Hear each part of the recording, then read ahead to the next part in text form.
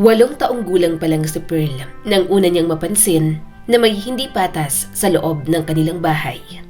Tanghali noon at amoy ginisang bawang ang bahay. Umuusok ang kawali habang inaayos ni Lydia, ang kanyang ina, ang mga plato sa lamesa. Sa tabi, abala si Pearl sa pag-aayos ng kutsara at tinidor para sa dalawa niya pang kapatid na sina Ate Lara at Kuya Jun. "Ma, gutom na po ako," reklamo ni Pearl habang pinupunasan ang bangkong pinag-uupuan niya. "Hintay lang anak," sagot ni Lydia at pinapaypayan ng kawali. "Maluluto na tong itlog ninyo." Maya-maya, inihain ng ina ang 3 plato na may tigi-isang pritong itlog pati na rin kanin. Sa gitna ng lamesa, may isang malaking mangkok na amoy adobo. Yung tipo ng amoy na kahit nakapikit siya, alam niyang masarap talaga. "Ma, kanina po yung adobo?" Tanong ni Pearl, medyo nangingiti pa kasi baka may chance na silang makatikim. Sumagot naman si Lydia, "Para sa amin lang ng papa mo yan. Sa amin lang kasya yan. Itlog lang muna kayo. Favorite nyo naman yan, diba? Lalagyan ko na lang ng sabaw ang mga kanin ninyo." Napatingin si Pearl sa adobo habang sinasabi ng ina ang mga salitang yon. Amoy toyo, suka at bawang. At parang bawat singhot niya ay paalala ng pagkaing hindi para sa kanya. Ma, mahinang sabi ni Pearl, "pwede po bang kahit kurot lang po ng manok? Kahit hati-hati na lang po kami sa isang hiwa, ma." Napatingin agad si Lydia sa kanya at medyo naiinis na sa mga pangungulit niya. "Pearl, huwag kang matakaw. Bata ka pa. Sa amin muna yung karne. Ang papa mo, pagod yan sa pagugupit buong araw.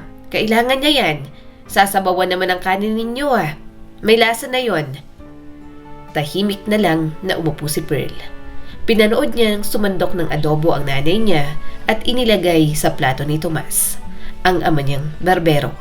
Sa bawat kagat nito, naririnig niya ang pagtama ng tinidor at ang tunog ng malambot na karne. Nilunok ni Pearl ang laway niya, sabay tusok sa itlog niya na medyo nasunog pa. Hindi sila madalas makatikim ng may sarsang pagkain. Saka lamang kapag may handaan o nakakapunta sila sa mga birthday party. Sa bahay, ang kadalasan nilang ulam, itlog, pansit canton, isang pirasong toyo o isang pritong isda, o kahit anong processed food. Lagi pang tigi-isang cup ng kanin silang magkakapatid. Kaya kapag may handaan malapit sa kanila at makakakain sila, parang langit yon. "Ma, pwede po bang 2 itlog bukas? Kasi minsan hindi po kami nabubusog," saad ng kanyang Ate Lara. "Okay na yung tigi-isa kayo. Maliliit lang naman kayo. Matuto kayong magtipid ng ulam," sabi ng kanilang ina. Hindi napigilang magsalitang muli ni Pearl. "Bakit po kayo palaging nakakatikim ng karne? Hindi po ba kami pwedeng makatikim ng mas masarap sa itlog?" Napahinto si Lydia sa pagsubo at tiningnan siya ng matalim. "Anak, huwag mong pagkumparahin ang sarili mo sa amin. Siya ang nagtatrabaho, kami ng papa mo kailangan ng lakas. Kayo mga bata pa, madali kayong mabusog. Huwag ka nang magtanong." Natahimik na lang si Pearl. Pinilit niya na lang kainin ang pagkaing ibinigay sa kanya, kahit gusto niya rin ng adobong manok. Pero habang kumakain, parang lumalaki ang butas sa kanyang tiyan. Hindi lang dahil sa gutom, kundi yung pakiramdam na parang may mali. Kinagabihan, habang naglalaro ang mga kapatid niya sa labas, si Pearl naman ay nakasilip sa maliit na butas ng pinto papunta sa kusina.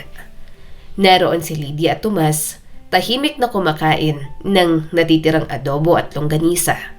May malamig na coke pa sa mesa, yung inumin na naiinom lang niya kapag may okasyon.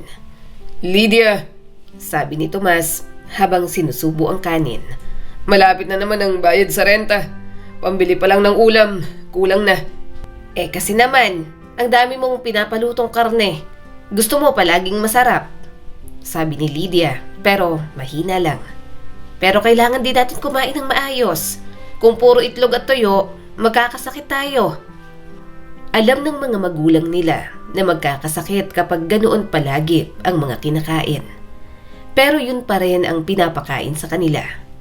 Ibig sabihin, okay lang sa mga magulang niya kung sila ang magkaroon ng sakit. Yang mga bata, okay lang kahit simple ang ulam. Bata pa sila, malilikot naman kaya may exercise.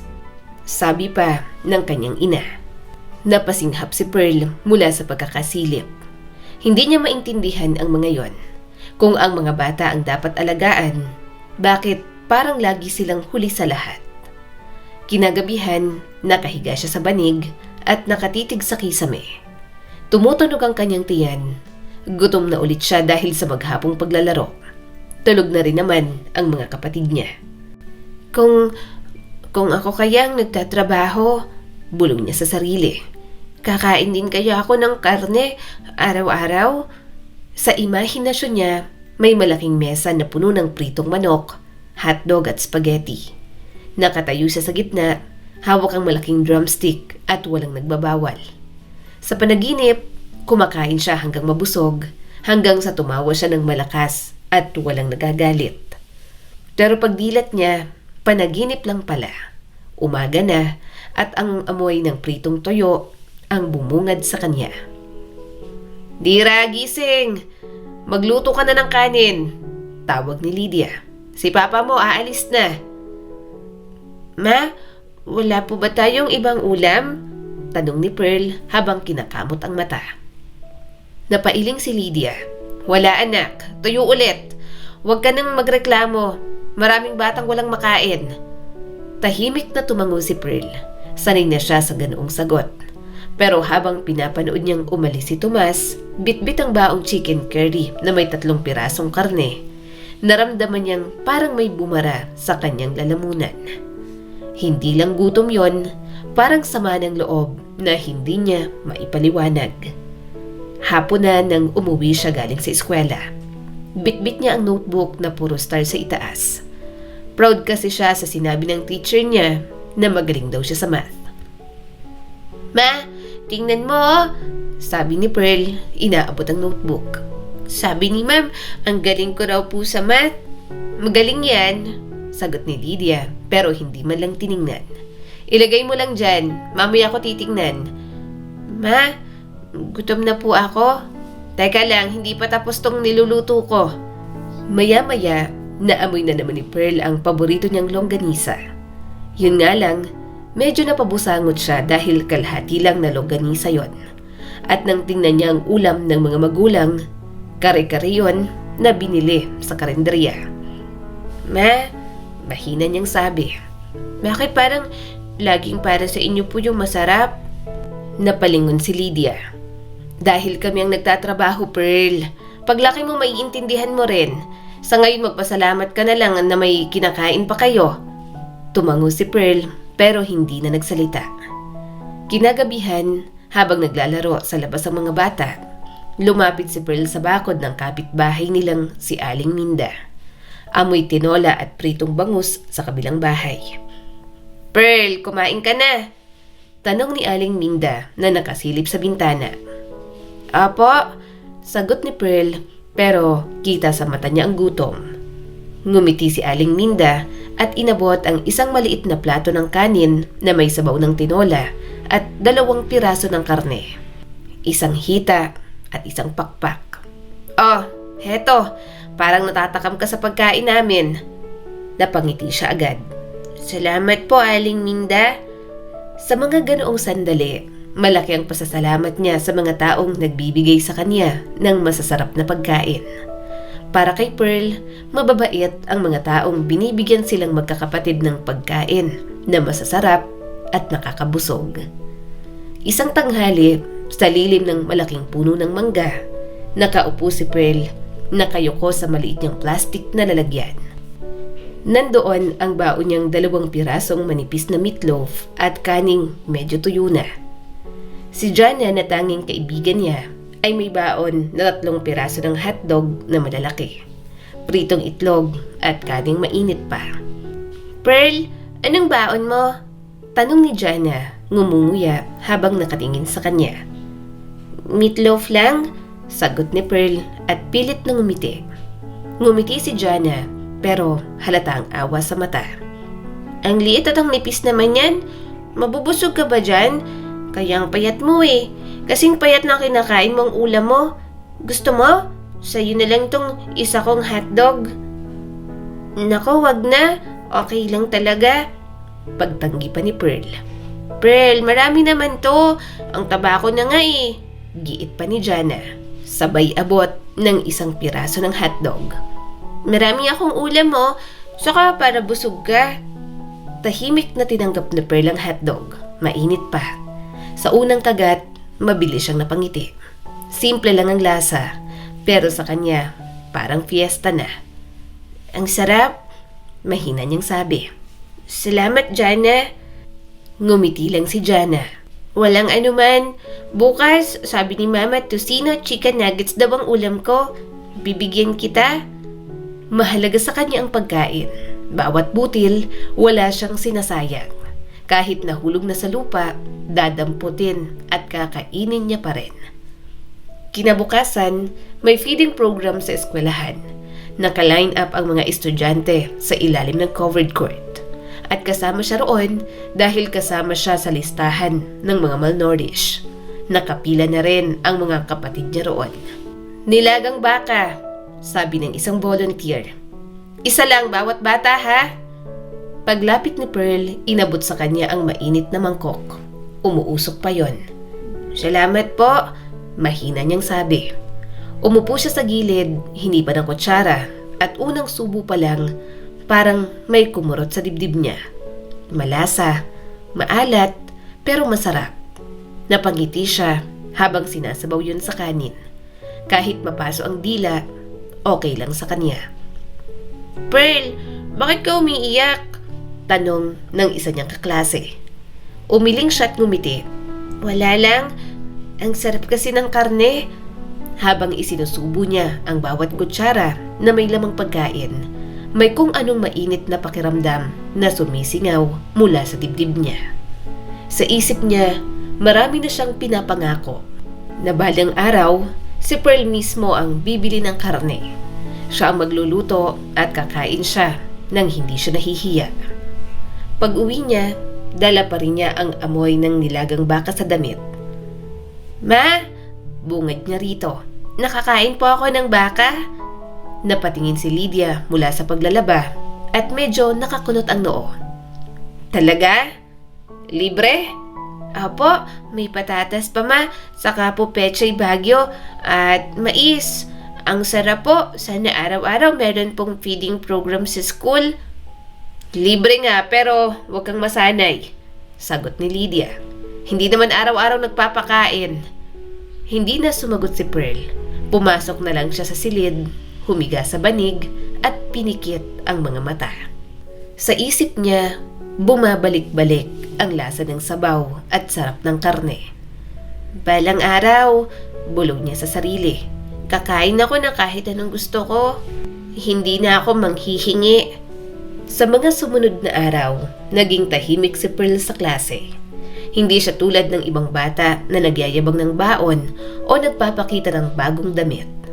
Lagi lang siyang nakayuko, tahimik na kumakain at natutong ngumiti kahit nabibitin palagi sa pagkain. Isang araw, habang reses, tinanong siya ni Teacher Mila. Pearl, okay ka lang ba? Ang payat mo. Kumakain ka ba sa inyo?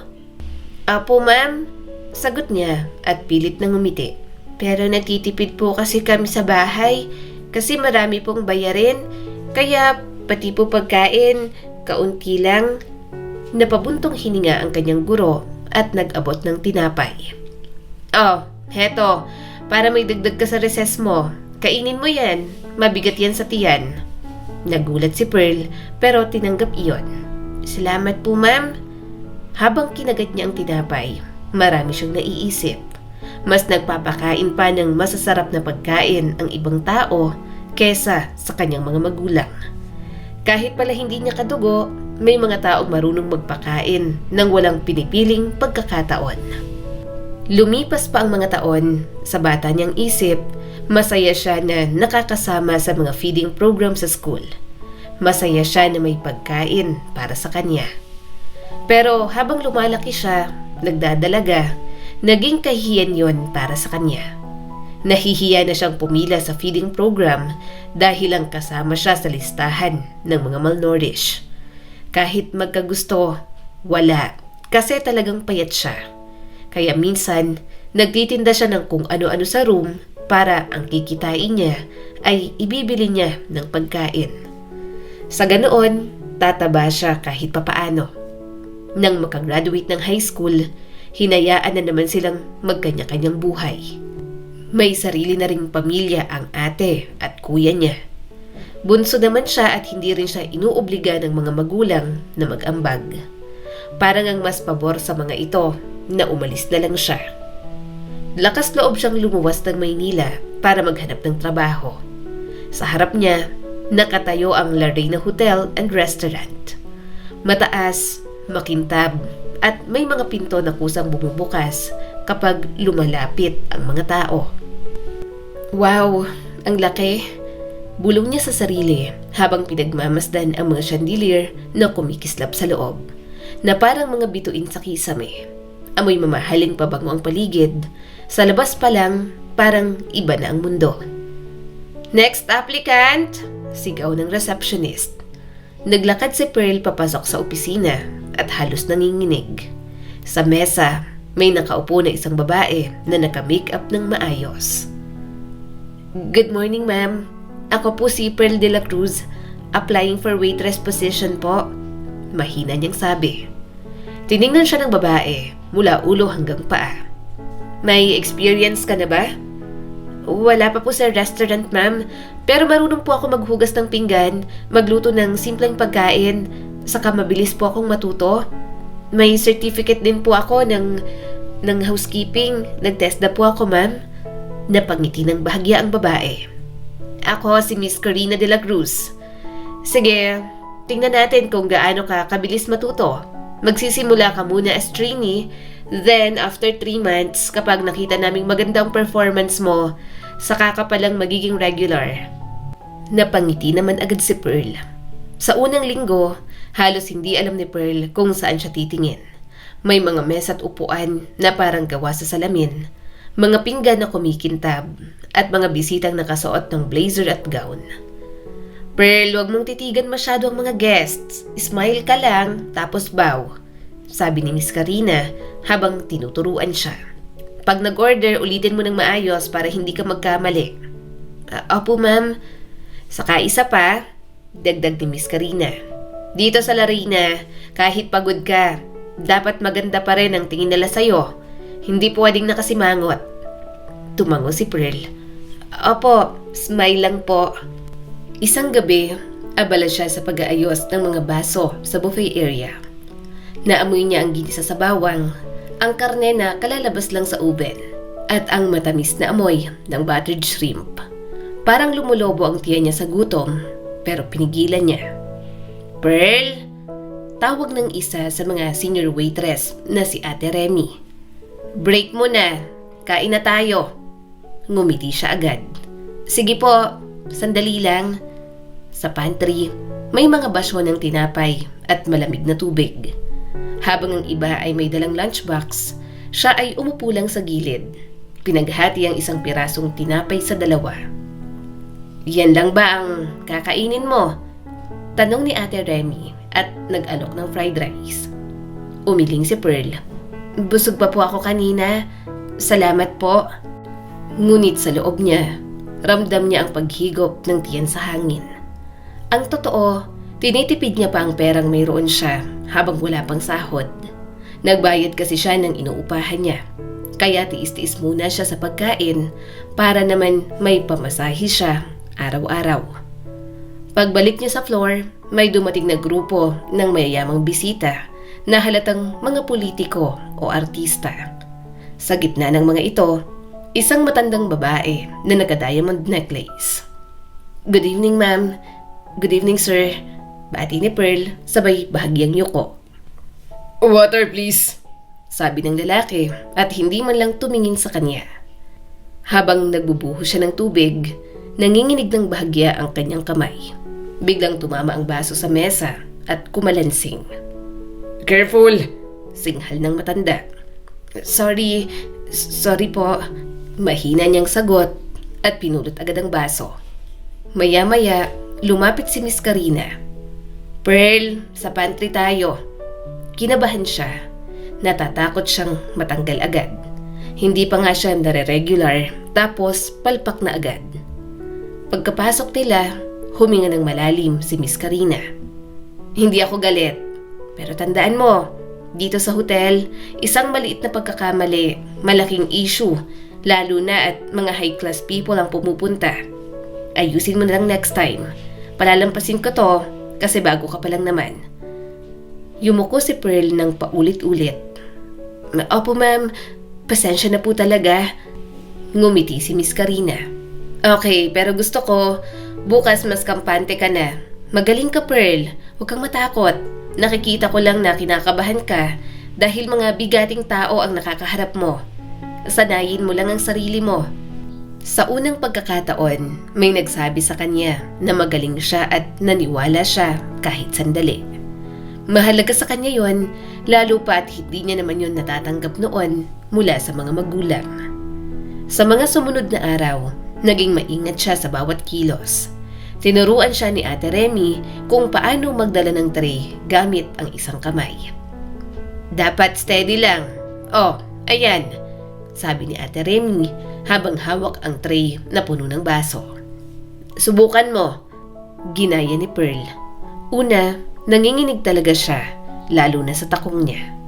Na-train niya na yun noon, pero iba pa rin talaga kapag nasa workplace na siya at sa mamahaling lugar pa. Pero nang makatatlong ulit, hindi na bumabagsak. "Yan. Oh, kaya mo pala," tawa ni Ate Remy. Ngumiti si Pearl at medyo pinagpawisan. "Nakakakaba lang po kasi talaga, ate. Sanayan lang yan. Dati ganyan din ako. Nanginginig sa takot.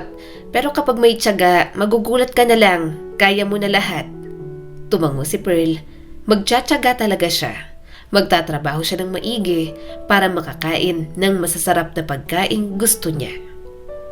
Isang gabi, habang nagsiserve siya ng roasted beef sa isang table, narinig niya ang halakhakan ng mga bisita. "Their sauce here is delicious, isn't it?" sabi ng isa. "Worth it talaga sa presyo." "The tenderness of the meat, it was so good," dagdag pa ng isa. Tahimik si Pearl habang nag-aayos ng pinggan. Ang amoy ng roasted beef parang tumatama sa sikmura niya. Gusto niyang tikman kahit isang kagat lang, pero alam niyang bawal. Pagdating sa break, bumalik siya sa pantry at nagbukas ng tinapay. "Pearl," sabi ni Miss Karina na dumaan, "hindi ka pa rin kumakain ng heavy meal?" Umiling siya kaagad. "Wala po akong baon." Sandaling tumigil si Miss Karina, saka kinuha ang isang plastic container mula sa bag nito. "Oh, kunin mo to. Leftover lang yan sa kitchen. Baka magutom ka." Pagbukas niya, may 5 pirasong buttered shrimp. Napatitig si Pearl at hindi makapaniwala. "Ma'am, para po sa akin talaga to?" Tumawa naman ito. "Wow, para kang batang binigyan ng regalo. Ang cute mo. Hindi ko naman kakainin. Sayang kung itatapon lang." Ngumiti si Pearl habang nangingilid ang luha. "Salamat po sa ulam, ma'am." Ginagad niya ang unang shrimp. Tila sumabog sa dila niya ang lasa ng bawat araw na tiniis niya.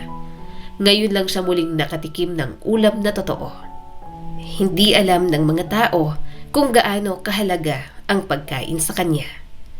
Kaya kapag may nagbibigay kahit isang piraso ng candy, labis na ang kagalakan na kanyang nadarama. Habang nililinis niya ang kusina pagkatapos ng shift, narinig niya si Ate Remy. "Pearl, pagbutihin mo lang. Baka sa susunod, i-promote ka ni Ma'am Karina as regular. Ikaw pa, mabilis matuto." Napangiti siya. "Sana nga po. Gusto ko lang po talagang magkaroon ng stable job at kahit papano, makatulong sa bahay. Saka gusto ko ring maranasan kumain ng ganitong pagkain, hindi lang amuyin." Tumawa si Ate Remy. "Darating din yan. Kapag nagsipag ka, ikaw nang bibili ng pagkain mo. Same pala tayo. Pagkain lang din ang luho ko. Kapag bagong sahod, bili agad ako ng masasarap na pagkain para sa mga anak ko. Makita ko lang silang masaya at busog. Parang busog na rin ako. Malungkot na napangiti si Pearl. Wish niya lang na ganoon ang mga magulang niya noong bata pa siya. Pero alam niyang hindi. Tinitipid sila sa pagkain at hinahayaang matakam silang magkakapatid sa masarap na ulam ng mga ito. Napatingin na lang siya sa city lights na nasa labas ng building. Ang ganda pala dito kapag gabi. Bulong niya. Ang daming ilaw, parang buhay na buhay kahit gabi. Ngumiti si Ate Remy. Oo, maganda naman dito. Pero nakakapagod din. Lahat ng galaw, kailangan ng pera. Kaya kailangan din kumayod na parang kalabaw. Kasi kung tamad, walang mangyayari. Nga lang. Hanggang sa dumating na nga ang sahod nila. Pauwi, nakasakay si Pearl sa jeep at nag-withdraw ng kaunting pera sa kanyang sahod.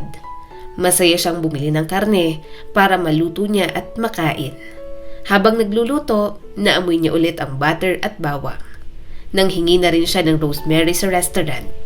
Treat niya na yon sa kanyang sarili dahil naging masipag siya. Para sa sarili ko to, bulong niya habang kinakain ang unang subo. Sa wakas, nakatikim na rin ako. Ang sarap! Napapasayaw pa siya ng kaunti na parang bata. Pakiramdam ni Pearl, may naghihilom na inner child niya. Masayang masaya talaga siya. Nakatikim na siya ng steak na nagpapatakam sa kanya sa restaurant.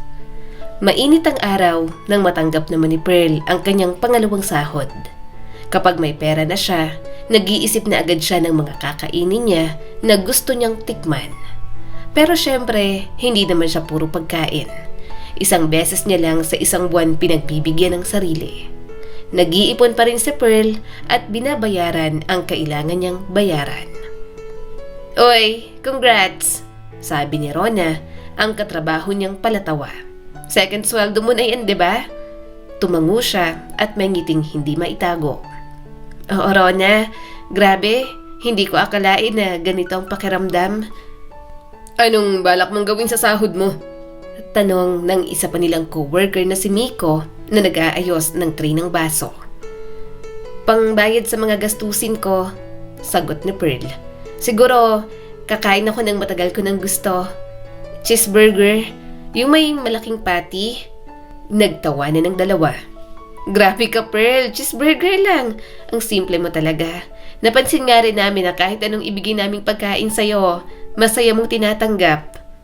Ngumiti si Pearl pero may kilig at kirot sa dibdib. Hindi lang cheeseburger yon. Panalo yon sa batang siya na palaging natatakam kapag binibili ng mga magulang ang mga kaklase niya.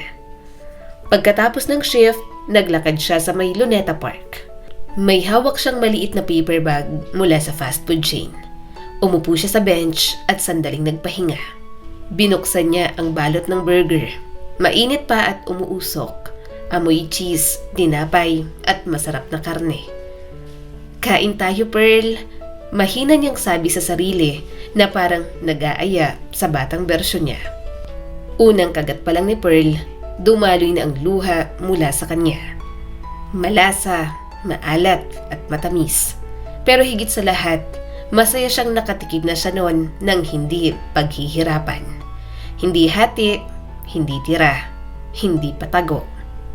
Salamat, Lord, bulong niya. Salamat din sa'yo, Pearl, kasi hindi ka sumuko. Natawa siya sa sarili, sabay punas ng mata. Ay grabe, cheeseburger lang to. Bakit ako umiiyak? May lumapit na tendero ng bulaklak. Miss, okay ka lang? Naiyak ka yata. Ngumiti siya at umiling. Masaya lang ako, kuya. Masaya lang talaga. Gusto mong bumili ng bulaklak?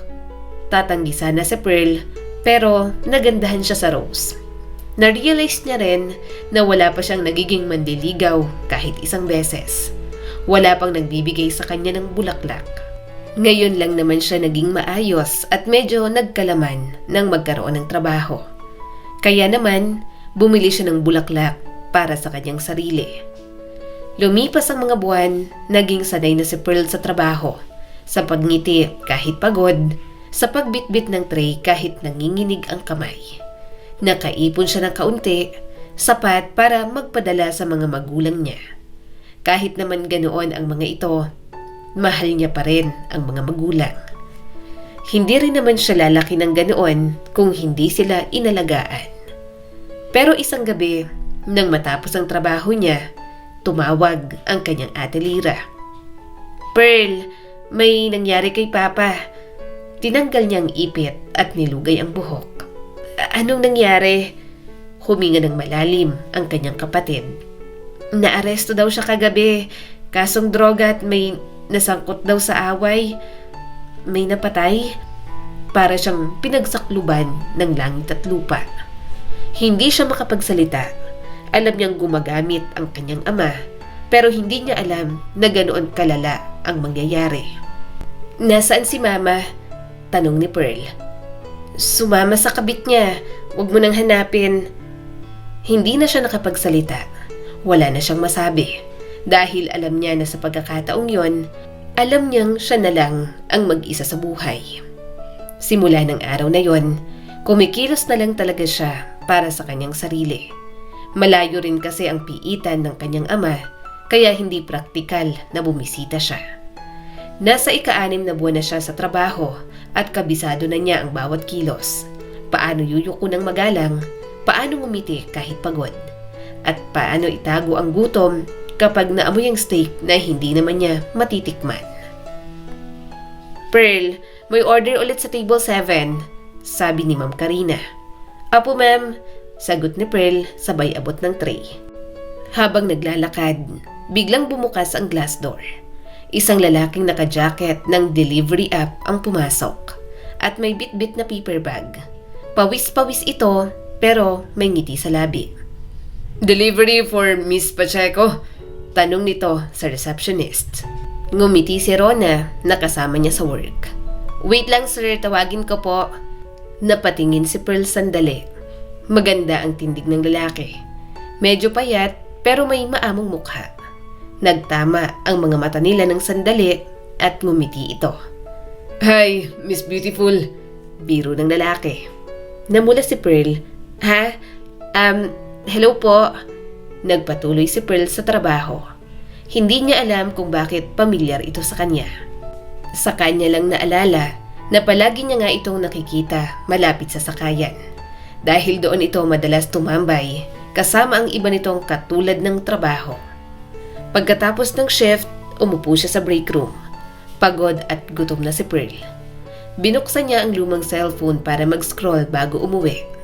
Isang notification ang bumungad sa kanya. May friend request siya galing kay Kyle Soriano. Napaisip siya. Siya yung rider kanina? Nagdalawang isip siyang i-accept, pero nang makitang profile picture, medyo namula si Pearl. Mukhang mabait naman, kaya pinindot niya ng accept. Hindi pa lumilipas ang 5 minuto, nag-message agad si Kyle. Magaling itong mambola. Napahawak si Pearl sa pisngi niya. Natatawa, pero kinikilig. Bago sa kanya yon, dahil wala naman siyang naging manliligaw noong high school. Pakiramdam niya tuloy, maganda na siya at may nakaka-appreciate na nun. Nagpatuloy ang usapan nila hanggang madaling araw. Tungkol sa mga paborito nilang pagkain, sa mga kwento ng araw, at sa hirap ng trabaho. Ipinagmalaki ni Kyle na halos araw-araw itong nagdi-deliver kahit umuulan. Basta makauwi lang ng may dala sa pamilya nito sa Bulacan. Hindi naman siya mayabang, nasabi ni Pearl habang binabasa ang mga mensahe. Simple lang at masayang kausap. Sumunod na mga linggo, naging parte na ng gabi niya ang mga chat nila. Minsan may mga meme si Kyle, minsan voice message lang na, "Ingat sa work ah," o kaya, "Kain ka na." Si Rona, napapansin na rin ang pagiging inspired niya sa trabaho. "Oy, Pearl, sino yung lagi mong kachat?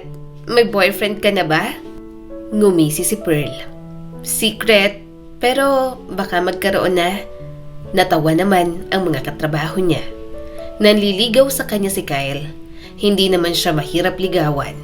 Kaya alam niyang kaunting suyo pa, mapapasagot din siya ng binata. Kinabukasan, maaga pa lang ay nag-aayos na si Pearl. Day off niya, kaya may libre siyang oras. Suot niya ang simpleng blusang kulay dilaw at maong na pants. Sanay na siyang mag-ayos dahil sa trabaho at gusto niyang magmukhang presentable. Pagdating sa McDo, agad niyang nakita si Kyle. Naka-plain white shirt at maong din ito. May bitbit na itong paper bag. "Hi!" bati ni Pearl at medyo nahihiya. "Hi Dan!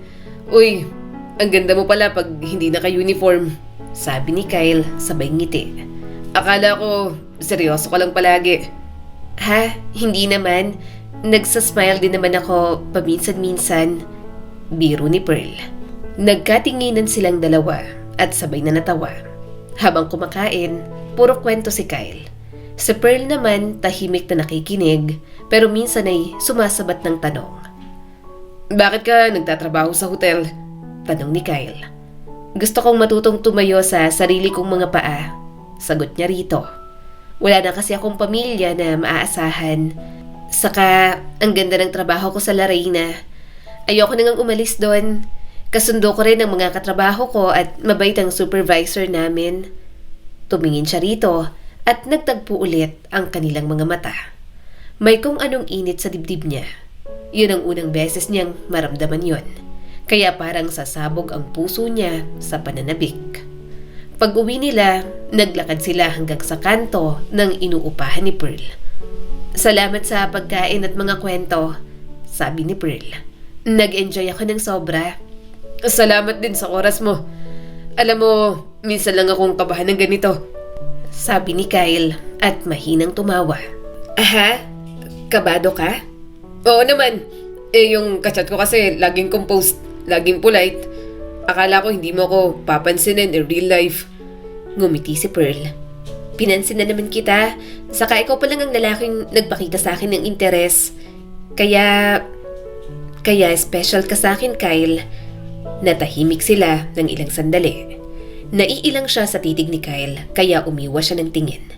Gusto niyang itago ang pamumula at kung hindi siya kakalma, parang maririnig na nito ang lakas ng tibok ng kanyang puso. "Pearl," mahinang sabi ni Kyle. Pwede ko bang hawakan ang kamay mo?" Natigilan siya. Hindi siya sanay sa ganoong tanong, pero ramdam niya ang kabaitan sa tono nito. Hindi pilit at hindi rin bastos. Kaya dahan-dahan, inabot ni Pearl ang kamay nito. Mainit ang palad ni Kyle. Hindi niya alam kung bakit, pero parang doon lang niya naramdaman na mahalaga siya. Na may isang taong kaya naman palang magmahal sa kanya. Nanlaki ang mga mata niya nang halikan siya nito ng marahan. "Gusto kita, Pearl. Gustong gusto talaga kita." Napakagatlabi siya at hindi na makatingin. "Gustong gusto rin kita, Kyle." Pagpasok sa kwarto niya, mahina siyang napatili. Sobrang kilig ang nararamdaman niya. Parang hindi na siya makahinga sa saya. Hindi na niya matanggal ang ngiting abot hanggang tenga. Simula ng gabing yon, nagkaroon na siya ng boyfriend. Masaya naman siya sa unang mga buwan. Okay naman ang binata. Hanggang sa naging 3 buwan na ang kanilang relasyon. 3 buwan na parang isang maikling panaginip lang. Nakaupo si Pearl sa maliit na park malapit sa La Reina. Bumili na lang siya ng pagkain nila para may pagkain na sila pagdating ng kanyang boyfriend. Kaso, 2 oras na siya roon, wala pa rin ang binata. Late na naman tong si Kyle. Bulong niya habang tinitingnan ang relo. 5:00 na ng hapon at sinabi nito na 3:00 dapat ang kitaan nila. Maya-maya'y dumating ito. Pawisan, naka-helmet pa at may dalang maliit na bouquet para sa kanya. "Sorry, traffic sa Espanya. Pero ayan bulaklak para sa'yo." Natawa si Pearl. "Salamat." Tinanggap niya ang bulaklak at amoy na amoy ang halimuyak. Simple lang pero may lambing. Napangiti pa siya lalo. Hindi pa rin siya makapaniwala na may boyfriend na siya. 3 buwan na tayo, sabi ni Pearl. "Ang bilis, no?" "Oo nga Pero tatagal pa yan." Habang kumakain sila ng burrito na binili niya, inilabas ni Pearl ang isang maliit na supot. May ibibigay pala ako sa'yo. Ah, ano to? Isinuot niya rito yon. Bracelet, gawa ko yan. Kaya sana ingatan mo. Matibay yan ha. Napatitig si Kyle doon. Ay grabe, nakakahiya tuloy. Wala akong dala para sa madsari natin. Ngumiti si Pearl. Okay lang yon, hindi naman kailangan palaging may regalo. Saka masaya na ako sa flowers mo. Ngumisi si Kyle at hinawakan ang ulo niya, saka marahang hinalikan sa noo. Salamat, ang simple mo lang talaga. Namula si Pearl. Simple lang naman talaga siya. Hindi siya maluho at madali rin siyang kausap. Bigyan lang siya ng pagkain, masaya na siya roon. Kinabukasan, maaga silang umalis ng Larena nang sinundo siya nito. Pareho silang pagod sa maghapong trabaho, kaya naisip ni Kyle na dumaan muna sa paborito nilang karinderya. Dito na lang tayo. Huwag na tayong sa fast food. Mas mura tapos masarap pa. Sabi ni Kyle habang hinahatak ang upuan. Okay lang, gusto ko rin yung adobong manok nila dito. Sagot ni Pearl, bit-bit pang maliit na shoulder bag at ang pagod ng ngiti. Umupo sila sa maliit na mesa sa gilid. Maingay ang paligid, may batang umiiyak. May mga construction worker na malakas tumawa sa kabilang mesa. At may nag-aalok pa ng yosi sa labas. Pero para kay Pearl, masaya na siyang kasama si Kyle kahit pagod siya. 2 adobo te, tapos 2 kanin. Isang iced tea at isang tubig lang. Order ni Kyle. Habang hinihintay ang pagkain, nagkwentuhan sila tungkol sa mga nangyari sa araw. Si Pearl ay nagkwento ng tungkol sa customer na nagalit sa kanya kanina sa trabaho. Grabe, kung alam mo lang Kyle, sobrang demanding ng mga foreign customers sa restaurant. Akala mo kung sinong hari, pero at least tapos ng shift ko, sabi niya habang inaalis ang pagkakapusod ng buhok. Pagtiyagaan mo lang love, sabi ni Kyle. Inabot ang kamay niya sa mesa at nilaro ang daliri niya. Maganda naman ang trabaho mo dyan. Ngumiti si Pearl. Sana nga magtagal ako para kahit paano makapag-ipon tayo ng pang-rent para matuloy na yung plano natin na mag-live-in. Dumating na ang pagkain. Mainit pang kanin, agad siyang kumain. Gutom na si Pearl dahil hindi siya nakapag-lunch kanina. Napatingin si Kyle sa kanya habang kumakain. May ngiting may halong biro sa mukha, pero may kung anong tono na hindi agad napansin ni Pearl. Grabe Pearl, sabi ni Kyle sabay tawa. Parang ang laki ng mga subo mo. Napahinto siya sa gitna ng pagsubo. Ha? Huwag kang masyadong kumain ah. Patuloy ni Kyle at pinahid ang amos sa labi gamit ang tissue. Lalaki ang tiyan mo. Ayoko pa naman ng mataba. Parang biglang bumigat ang paligid. Natigilan siya saglit at nakatingin lang sa plato. Ha? Gutom lang kasi ako. Saka, bahagya siyang natawa pero pilit. Ayaw mo sa mataba? Oo naman, sagot ni Kyle nang walang alinlangan. Sayang yung figure mo. Saka, papangit ka kapag tumaba ka. Tila may kumurot sa dibdib ni Pearl. Mahina niyang sagot. Ganun ba? Hindi pa tumigil si Kyle. Alam mo, gusto ko sa'yo. Yung katawan mo ngayon. Yung sakto lang. Sexy. Kaya wag kang masyadong kain ng kain. Half rice ka lang dapat. Ngumiti si Pearl ng bahagya. Pero hindi na tumingin sa kanyang boyfriend. Gutom talaga ako eh. Hindi naman siya maraming kumain. Saka lang kapag gutom siya. Kung matakaw man siya, yun ay kapag bagong sahod. Tinitikman ang mga pagkaing hindi niya natikman noong bata pa siya. Hindi siya matakaw pero ayaw niyang may taong tinitipid siya sa pagkain. Kapag ganon, naaalala lang ni Pearl ang mga magulang niya. Uy, huwag ka namang magtampo, sabi ni Kyle at medyo tinawanan pa siya. Joke lang yun. Pero ramdam niya na hindi yun biro. Hindi sa tono, hindi sa tingin. May halong pagmamando, hindi simpleng birong pangkasintahan. At medyo nakaramdam siya ng inis. Tahimik siyang kumain ng kaunti. Pilit pinapasok ang kanin sa bibig kahit parang nanunuyo na ang lalamunan niya. Sa gilid ng mata niya, nakikita niyang patuloy lang sa pagkain si Kyle. Walang kamalay-malay sa bigat ng mga salitang binitiwan nito sa kanya. Naramdaman ni Pearl ang biglang pagdaan ng hiya sa sarili. Naisip niya tuloy ang mga panahong pinuri ni Kyle ang kasimplehan at kagandahan niya. At kung paano siya naniwalang sapat na yon. Pero ngayon, parang may kondisyon pala. Ayaw nito kung mataba siya. Ang arte mo naman, Pearl, biglang sabi ni Kyle nang mapansing tahimik siya. Nananahimik ka dyan kapag sinasabi kong joke lang. Huwag ka namang seryoso. Tumingin si Pearl diretso sa mga mata ng kanyang boyfriend. Hindi naman ako nagagalit.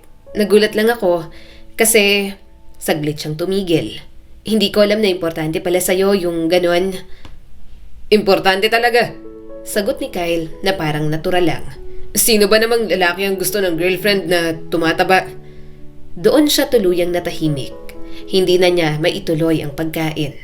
Pinaglaruan na lang niya ang tinidor habang sa loob niya ay may umusbong na pakiramdam. Hindi galit, kundi lungkot. Lungkot na hindi niya maipaliwanag. Parang may pader na biglang itinayo sa pagitan nila. Matapos ang ilang minuto, siya na ang nagsalita. Tapos na ako. Busog na ako. Ang bilis, sagot ni Kyle at ngumiti pa. Kita mo, effective. Diet agad. Hindi siya sumagot. Tumango lang si Pearl at tumingin sa labas ng karinderya. Sa mga taong dumadaan, may mga estudyanteng nagtatawanan, may mag-asawang magkahawak kamay. Sa loob ng simpleng sandaling yon, doon na lang niya inabala ang sarili. Pag-uwi nila, sabay pa rin silang naglakad, pero tahimik na.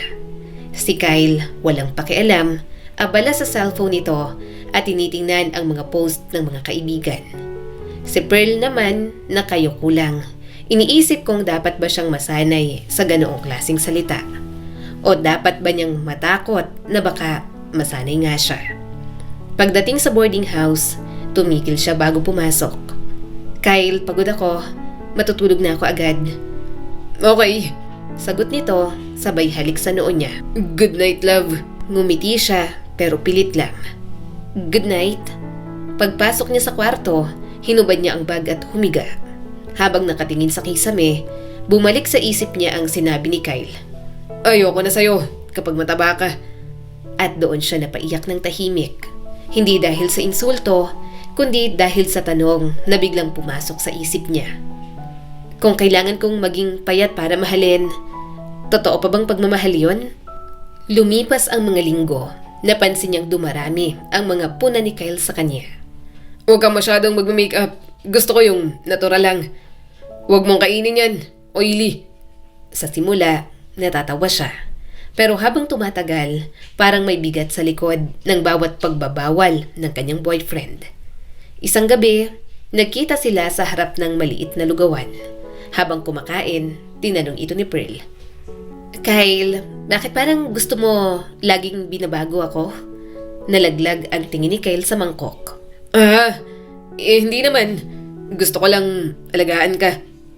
Pero minsan, parang hindi na ako yung dati kong sarili.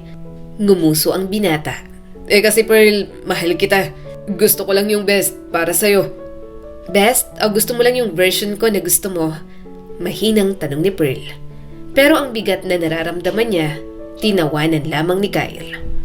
Isang hapon, maagang natapos si Pearl sa kanyang shift. 3:00 pa lang ng hapon, naka-out na siya. Sabik na sabik para sa simpleng monthsary date nila ni Kyle. 5 buwan na kasi sila. Hindi naman yun ganun kahaba, pero para sa kanya, sapat na para ipagdiwang. Nagbihi siya ng maayos. Simpleng white blouse, maong na medyo kupas at rubber shoes na lagi niyang sinusuot tuwing day off. Nilagyan niya ng kaunting lip tint ang labi, saka inayos ang buhok sa salamin. Okay na yan, sabi niya sa sarili. Sa McDo lang naman sila magkikita. Doon sila unang kumain noong sinagot niya si Kyle, kaya gusto niyang doon din sana. Sumapit ang 6:00 ng gabi, nasa loob na siya ng brunch sa may Espanya. Hawak ang maliit na paper bag na may lamang keychain. Yun ang regalo niya sa binata. Simple, pero magagamit nila.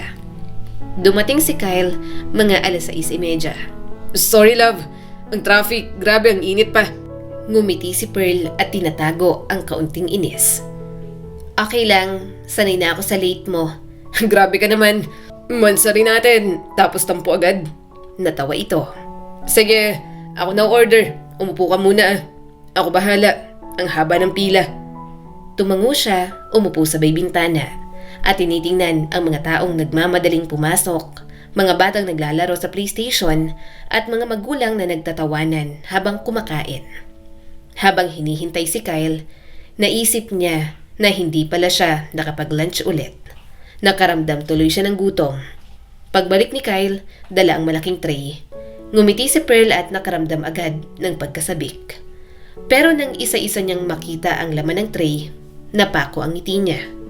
2 pirasong chicken meal, isang spaghetti, isang McFloat, isang ice cream, at isang chicken sandwich. Lahat ng yon nakatambak sa harap ni Kyle. Samantala, sa harap ni Pearl, isang chicken fillet a la king at regular coke lang. Tara, kain tayo. Basiglang sabi ni Kyle, sabay sabik na binuksan ng spaghetti. Napatingin si Pearl sa tray, saka sa boyfriend niya. Uy, ang dami mong order. Ngumiti si Kyle at kumagat sa fried chicken nito. Ikaw naman, mahina kang kumain, di ba? Okay na yan. Ngumiti siya ulit, pero ramdam niyang sumikip ang dibdib niya. Akala ko sabay tayong kakain, tapos share tayo sa spaghetti. Tama na yan, love. Gutom na gutom ako eh. Sagot nito, sabay bukas ng McFloat. Saka, sayang lang kung marami kang o-orderin, tapos hindi mo rin naman mauubos. Alam mo namang ayoko sa babaeng matakaw.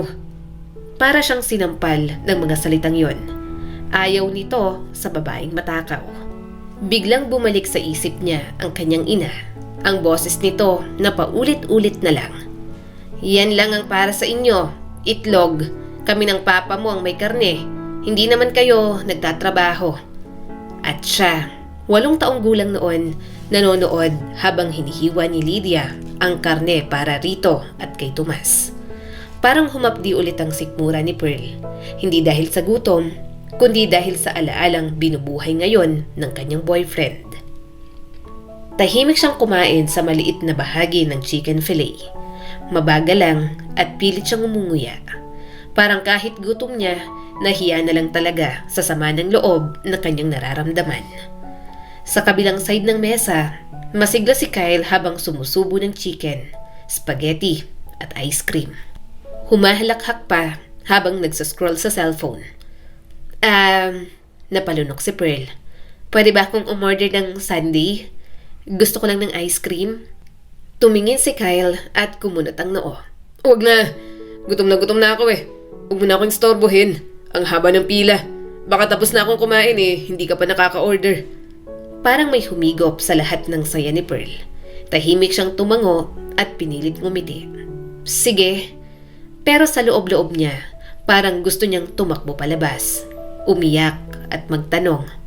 Bakit ganon? Hindi yun ang gusto niyang maramdaman sa mansari nila. Habang kumakain si Kyle, napansin itong lumulunok si Pearl pero hindi na sumusubo. Uy, kumain ka pa. Sabi nito na parang wala lang. Sayang yan. Tumango si Pearl pero habang tinitingnan niya ang tray sa pagitan nila, isang masaganang bahagi para sa kanyang boyfriend at isang halos walang laman para sa kanya. Talagang nanlulumo na ang kalooban ni Pearl. Tahimik nilang tinapos ang pagkain. Pagkatapos, tumayo si Pearl. Sandali lang ha. Saan ka pupunta? Ngumiti siya rito ng tipid. Bibili ako ng gusto ko. Naglakad siya papunta sa counter. Kinuha ang wallet at walang alinlangang sinabi. Isang sundae po, tapos isang meal na 2-piece chicken.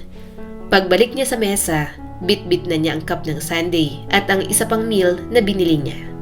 Pina-take out na lang ni Pearl para sa bahay kainin. Napatingin si Kyle sa kanya. Bakit ka bumili pa? Sabi ko, wag na, di ba? Tumingin si Pearl diretso sa mata nito. Kasi gusto ko at kaya kong bumili. Ang drama mo naman, love. Umiling siya, marahang ngumiti, pero matigas ang boses. Kyle, hindi ako matakaw. Marunong lang akong pumili ng gusto ko. Pearl, anong sinasabi mo? Ang sinasabi ko, sabad niya at napailing. Kung hindi mo kayang respetuhin kahit sa simpleng bagay tulad ng pagkain, paano pa sa mas malaki? Natahimik si Kyle. Break na tayo, mariin niyang sabi bago umalis sa lugar na yon. Hindi siya sumigaw, hindi siya umiyak, ngunit sa loob-loob niya may tunog ng pagtutol. Matagal siyang nagtiis noon sa pagkain. Pero yon at naging problema niya rin sa una niyang boyfriend. Sa jeep pa uwi, malamig na ang gabi. Nakaupo siya sa gilid at naluluhang kinakain ng ice cream. Kinain niya yon ng dahan-dahan. Bawat subo may halong pait at tamis. Bawat sandok, paalala na hindi niya kailangang hintayin ang pahintulot ng iba para sumaya. Sa bawat lunok, parang nagiging buo siya ulit. Pagdating sa kwarto, inilapag niya ang bag, saka naupo sa kama. Mamaya niya nalang kakainin ng meal na binili. Hindi niya akalaing makikipag-break siya kay Kyle. Gayunpaman, wala siyang pagsisisi. Hindi na kaya ni Pearl na magmahal ng taong tinitipid siya sa pagkain at palaging may kondisyon kapag nagmamahal. Nag-focus na lang siya sa trabaho. Yon ang mas tamang gawin kaysa magpakalugmok. Kailangan niyang kumita ng pera para makabili ng masasarap na pagkain gusto niya. "Uy!" tawag ni Rona habang nag-aayos ng mga table napkin. "Ang tahimik mo ah, si Kyle ba yan?" Napalingon si Mira na naghahalo ng iced coffee sa counter. "Ay, oo nga. Hindi na kita nakikita kasama niya. Anong nangyari?" Ngumiti si Pearl ng mapait. "Wala na." "Wala na as in, break na kayo?" Tanong ni Rona. "Tapos na yon," maikli niyang sagot. Sabay balik sa pag-aayos ng mga kutsara sa tray. Tahimik ang sumunod na sandali. Wala ni isa sa mga ito ang nagsalita. Si Rona lang ang marahang tumango, parang may gustong sabihin pero piniling wag na lang. Pagkalipas ng ilang oras, bumuhos ang mga customer. Lunch rush kaya naging abala na ang lahat. Bawat platong inilalapag niya, bawat basong inilalapit, parang bahagi ng isang paghilom na hindi niya kailangang ipaliwanag. Hindi niya kailangang umiyak, hindi niya kailangang magdrama. "Pearl, pahinga ka muna," sabi ni Rona pagkatapos ng rush. "Kanina ka pa palong-palo." "Okay lang," sagot niya habang pinupunasan ang lamesa. "Ayoko munang umupo. Baka naman napapagod ka na." "Mas pagod kapag wala akong ginagawa." Ngumiti na lang siya sa mga ito. Lumipas ang linggo, unti-unting bumalik ang normal na ritmo ng buhay ni Pearl. Gumigising siya ng maaga, pumapasok, naglilinis, nag-aasikaso ng customer at umuuwi ng tahimik. Ngunit tuwing gabi, bago matulog, laging may maliit na ritual si Pearl. Nagluluto siya ng mga pagkain gusto niya. Minsan adobo, minsan kare-kare, minsan sinigang na hipon. At bawat subo, isang paalala na hindi niya kailangang tipidin ang kanyang sarili. Mabilis ang takbo sa restaurant isang gabi. Puno ng tao ang Larena Hotel and Restaurant. May mga bisitang naka-Amerikana, babaeng nakagawn, at mga amoy pabangong nakakalula. Naging bundok na ang mga plato. Ang order slip ay walang tigil sa printer. At si Pearl, gaya ng dati, ay kalmado sa gitna ng kaguluhan. "Pearl, dalawa sa table 9. Steak at soup." Sigaw ni Chef Louie mula sa kitchen window. "Copy!"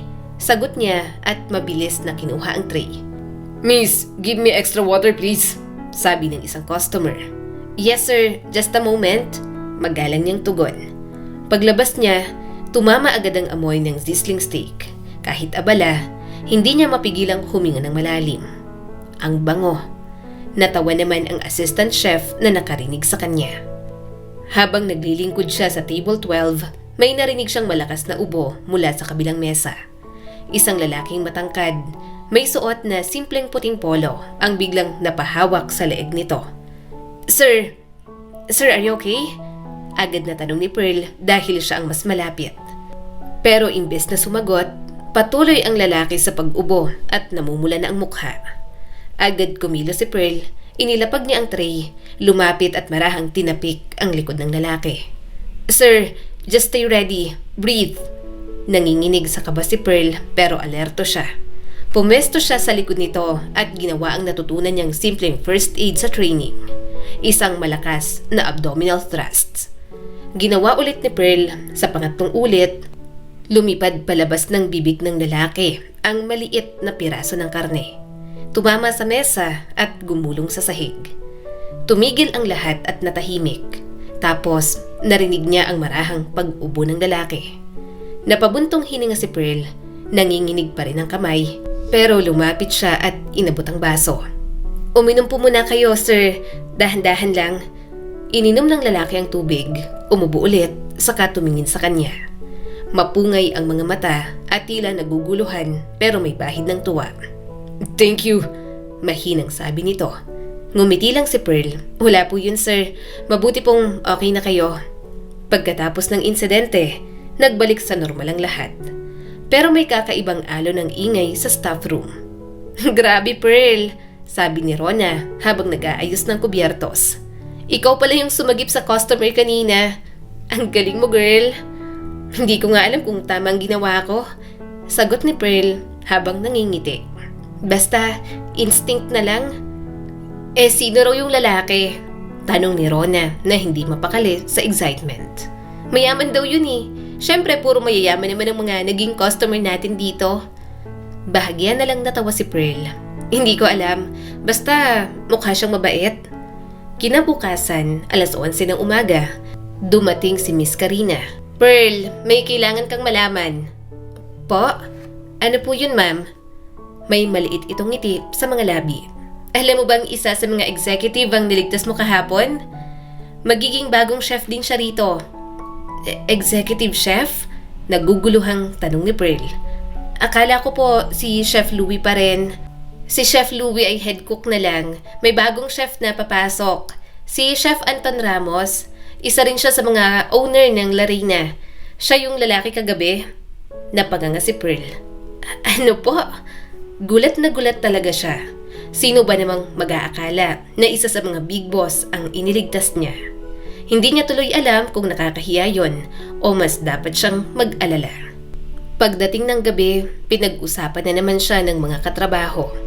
Nalaman na rin kasi ng mga ito ang tungkol kay Chef Anton. "Uy, Pearl!" sigaw ni Rona.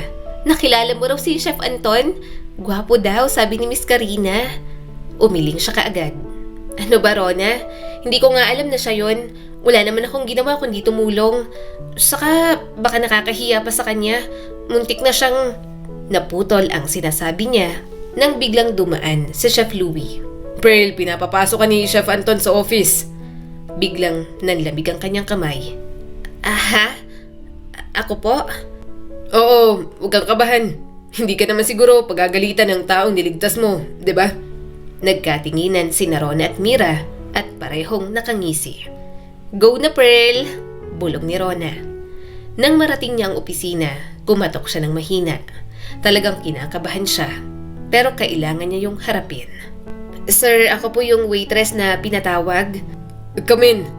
Malamig pero kalmadong boses na sagot nito. Pagpasok niya, agad niyang napansin ang aroma ng kape at herbs. Nandoon si Anton Ramos, nakaupo sa harap ng mesa, bukas ang monitor ng computer at nakangiti ng mahinahon. Hindi ito tulad ng iniisip ni Pearl. Hindi suplado o matigas ang mukha. May aura itong karunungan at kababaang loob. "Miss Pearl, right?" tanong nito sa kanya. "Apo, sir." Ngumiti naman si Anton. "Please, have a seat."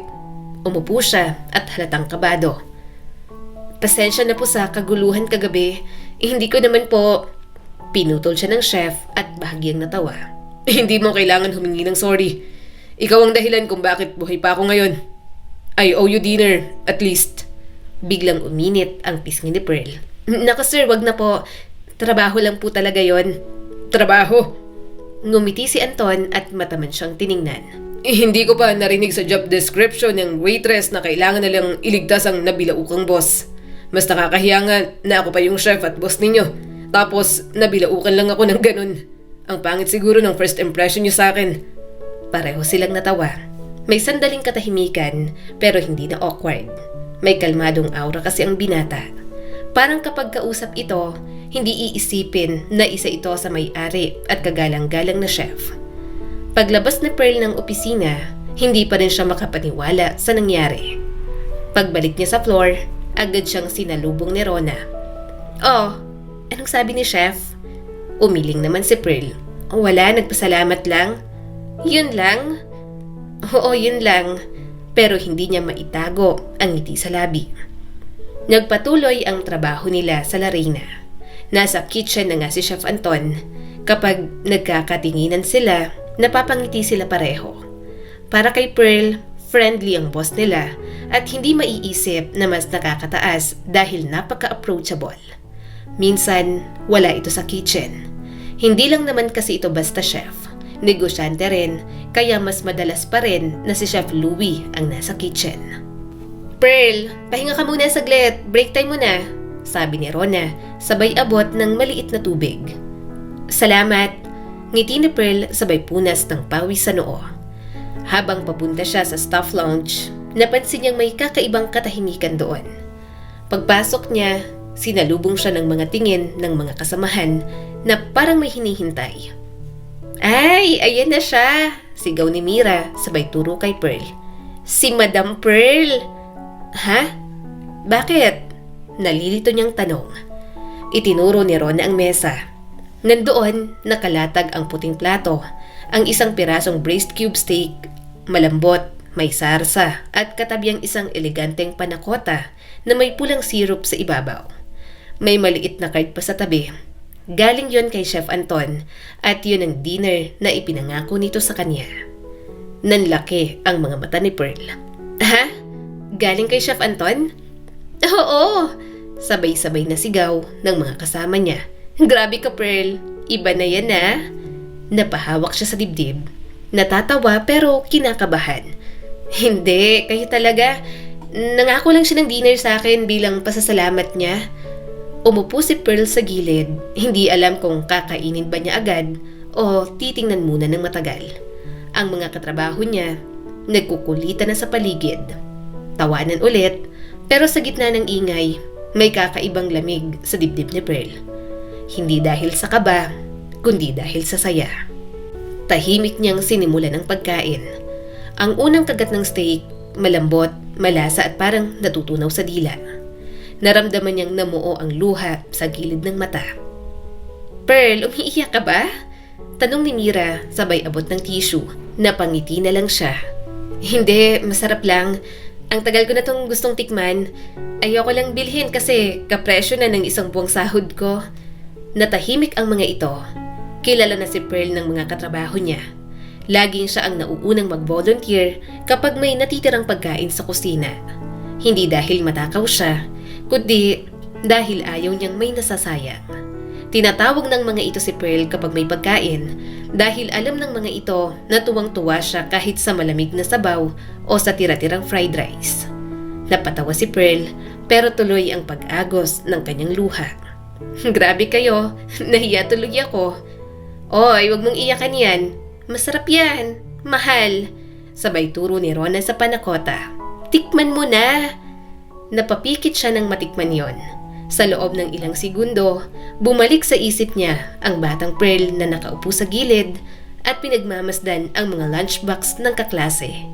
Naalala niya ang amoy ng hotdog na binigay ni Jana noon at kung paanong nilunok niya ang hiya para lang makakain. Ngayon, may chef na nagpapasalamat sa kanya at hindi dahil naaawa, kundi dahil totoo na may ginawa siyang mabuti. Lumipas ang ilang buwan matapos ang insidenteng yon, mas napapadalas na ang pag-duty ni Chef Ramos sa kitchen. Kaya madalas niya na itong nakikita. "Magandang gabi, Pearl." Bati nito minsan at may bahagyang ngiti. "Good evening po, Chef." Mahina niyang sagot at hindi tumitingin ng diretso. Nahihiya siya pero hindi niya maikakaila na tuwing naririnig niya ang boses ng chef, parang may humahaplos sa loob ng dibdib niya. Isang gabi, habang nag-aayos siya ng mga baso sa bar counter, narinig niya si Miss Karina. "Pearl, hinahanap ka ni Chef Anton. Pumunta ka raw sa office niya." May mali po ba akong nagawa?" Agad niyang tanong. "Hindi ko alam. Pero ang sabi niya, urgent daw." Sagot ni Miss Karina habang nakangiti. Tumango siya at tinigil na muna ang ginagawa. Habang naglalakad papunta ron, iniisip niya kung anong kailangan nito. Tahimik siyang kumatok sa pinto ng opisina. Come in. Malamig pero marahang boses ni Anton. Pagpasok niya, naamoy niya agad ang halimuyak ng bagong lutong pagkain. Nakita niya si Anton na nakaupo at sa mesa ay may maliit na plato ng tinadtad na karne at isang tasa ng sauce. Umupo ka, Pearl. Wika ng binata. Sumunod naman siya, halos hindi makahinga sa kaba. Sir, may mali po ba akong nagawa? Ngumiti si Anton at bahagyang natawa. Mali. Wala. Gusto ko lang ipatikim sa'yo to. Experimental sauce para sa bagong menu. Honest opinion mo lang ang kailangan ko. Aha? Ako po? Halos pabulong si Pearl. Oo, come on. Tikman mo na. Dahan-dahan niyang tinusok ang karne, isinawsaw sa sauce at nilagay sa bibig. Masarap po. Pero parang medyo kulang sa anghang. Parang mas maganda po na may kaunting tapang yung sauce. Nakangiting tumango si Anton. Tama, ganun din ang hinala ko. Ang galing mo, Pearl.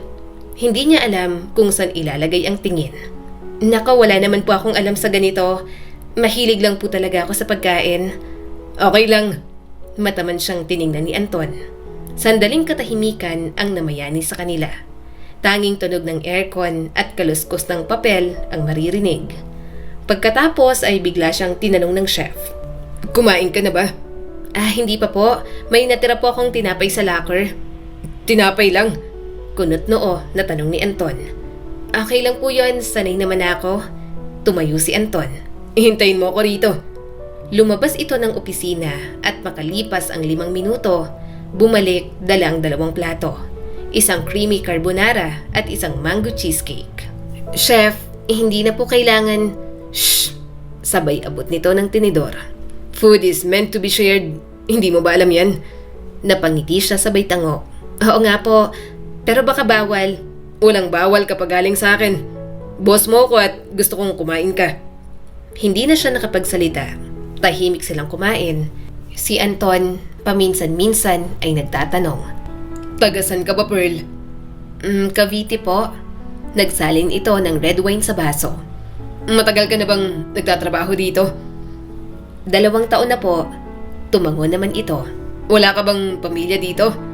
Sandaling natigilan si Pearl. Wala na po. May kanya-kanyang buhay na rin po ang mga kapatid ko. Ang mama ko sumama na po sa iba at ang papa ko po nasangkot sa drugs at sa barilan. Medyo nahiya si Pearl pagkatapos sabihin yon. Pero wala namang sense para magsinungaling siya. Yun naman talaga ang katotohanan tungkol sa kanya. Tumango si Anton at may bahagyang lungkot sa mga mata. Hindi ka nakatapos ng college? Umiling siya kaagad. Hindi po, pero may balak po ako mag-college. Nakapag-ipon na naman po ako at sa panahong yon balak ko na rin pong mag-resign dito. Balak niya talaga yon. Bata pa naman siya at kaya niya pong mag-aral. Gusto niya sanang kumuha ng culinary pero masyadong mahal. Kaya hotel and restaurant management na lang ang kukunin niya.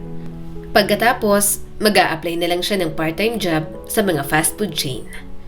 Parang biglang naalarma si Anton. Resign? Paano? Anong gagastusin mo? You can work part-time here if you want. O huwag ka nang umalis dito.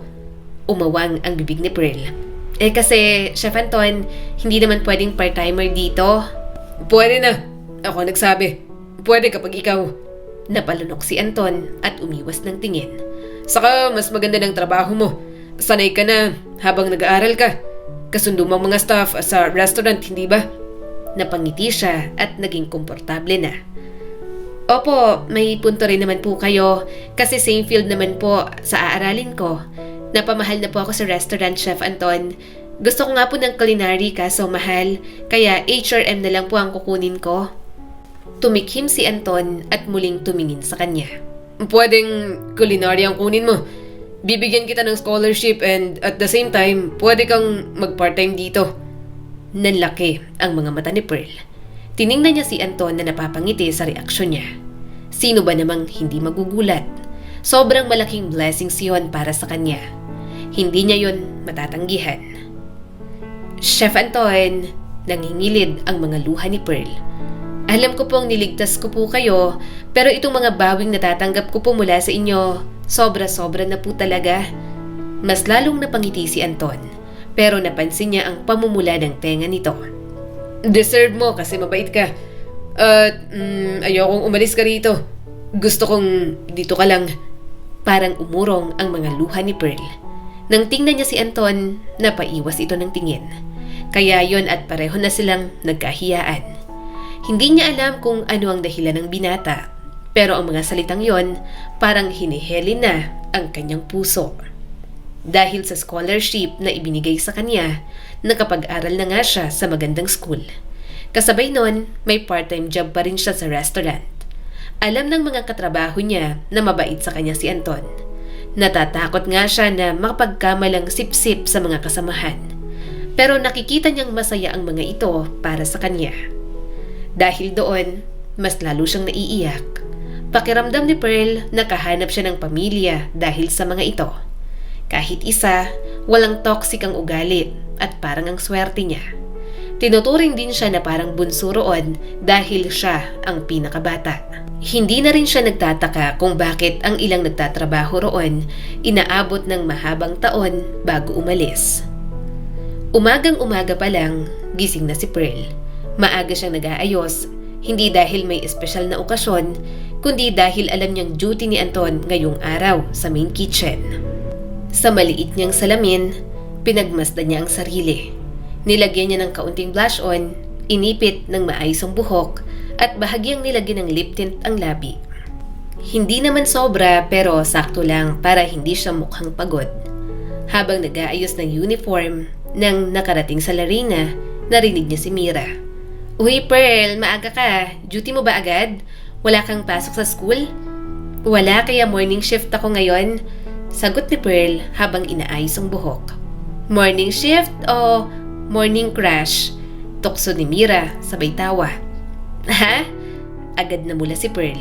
Huwag kang ang mag-deny, sabi ni Mira habang binubutones ang uniform nito. Tuwing may duty si Chef Anton, parang nagiging Miss Universe ka sa ayos.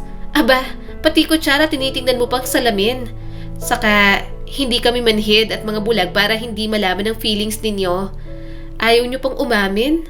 Nakikita namin kay Chef Anton na may something special na pagtingin sa'yo. Ang swerte mo, girl. Napatawa si Pearl at namula pa ang pisngi. Loka ka talaga. Natural lang naman na mag-ayos. Professionalism to. Saka wag mo ngang sabihin yan.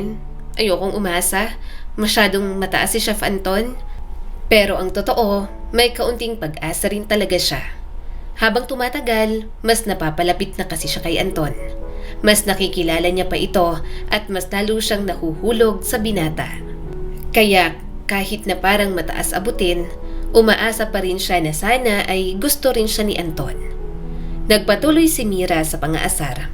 Professionalism ba yung pagngiti mo tuwing naririnig mo na nasa kitchen na si Chef Anton? Kapag naging chef ka na, tapos naging boyfriend mo pa siya, baka dito ka na lang din magtrabaho. Asus, if all we know, ayaw ni Chef Anton na umalis ka rito, kaya binigyan ka niya ng scholarship. Baka natatakot na may makilala ka pang iba. Grabe ka naman. Mahina pero may halong kilig ang boses ni Pearl. Tigil-tigilan mo nga ako. Nag-iinit na talaga ang pisngi ni Pearl. Ayaw niyang umasa. Pero sa mga kilos ni Anton at mga pang-aasar ng mga kasama niya, talagang hindi niya na mapigilan. Good morning, everyone. Malalim pero kalmado ang boses ni Anton at sandaling napatingin sa kanya bago ngumiti ng pigil. We've got a full booking tonight. Let's do our best. Sabay-sabay na lang silang tumugon. Tahimik lang si Pearl sa gilid, nag-aayos ng mga platong dadalhin sa main dining area. Pero kahit abala, ramdam niyang nasa paligid si Anton. Parang may sariling radar ang puso niya. Bawat hakbang nito, bawat tawag sa staff, bawat tawa, naririnig talaga niya at parang gumuguhit sa kanyang puso. Pagkatapos ng lunch service, pinasok ni Anton ang mga waitress sa kitchen. Okay team, break muna tayo. Pero Pearl, pwede ka ba sandali? Napatingin agad si Mira at may simpleng pang-aasar. Aba, Private moment na naman to. Huwag kang pumayag na walang label.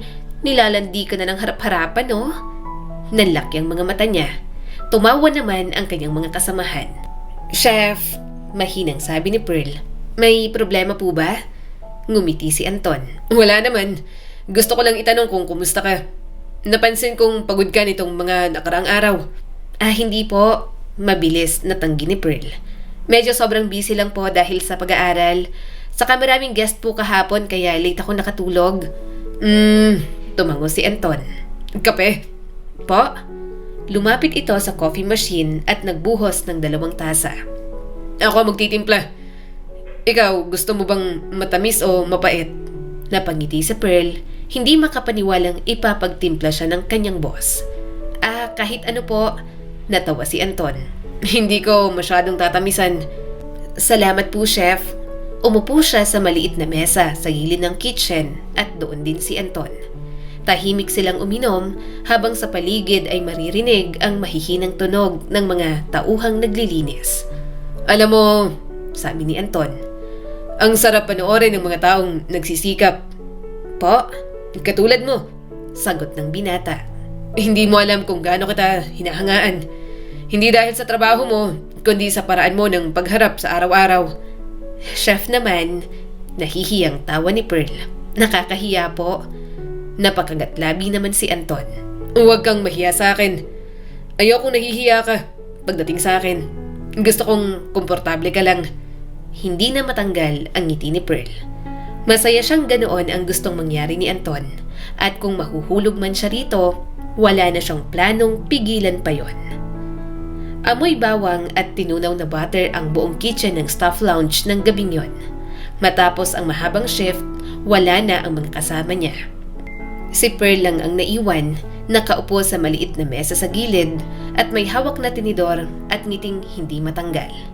Nagpaiwan siya dahil sinabi na rin ni Anton. Sa harap niya, mainit pa ang ulam. Steak na niluto ni Chef Anton mismo. Tikman mo, sabi ni Anton habang inaayos ang apron nito. Sabi ko na nga ba, mas gusto mo yung may gravy kaysa dry rub lang. Ngumiti si Pearl at takam na takam na. Chef, kahit ano namang lutuin mo, masarap para sa akin. Hindi nga ako sanay na nakakatikim ng mga ganitong pagkain. Di masanay ka, sabi ni Anton habang naglalakad pabalik sa stove. Basta kapag ako nagluto, libre ka palagi. Isa pa, I'm looking forward na makatrabaho ka sa kitchen, Chef Pearl. Kaya ayusin mo ang pag-aaral mo, okay?